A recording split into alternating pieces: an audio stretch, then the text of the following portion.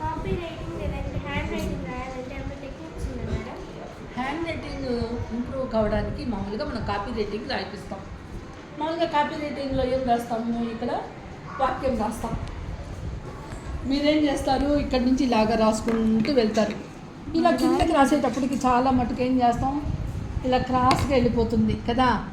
లేదా అక్షరాలు ఇక్కడ ఒక 10 అక్షరాలు రాసుంటే ఇక్కడికి వచ్చేసరికి 7 అక్షరాలు 6 అక్షరాలకి వెళ్ళిపోతుంటాయి. మీరు చేసే పొరపాటు అదే కదా. అలా కాకుండా ఇక్కడ ఉన్న దానిని మనం కింద నుంచి రాసుకుంటూ వెళ్ళామంటే లైన్ కరెక్ట్గా వస్తుంది, అక్షర దోషాలు ఉండవు, పొందిగ్గా మనము తప్పు లేకుండా రాయడానికి ఆస్కారం ఉంటుంది. మామూలుగా కాపీ రైటింగ్ రాసేటప్పుడు పైనుంచి కాకుండా కింద నుంచి రాయడం అనేది ప్రొసీజర్ అన్నమాట.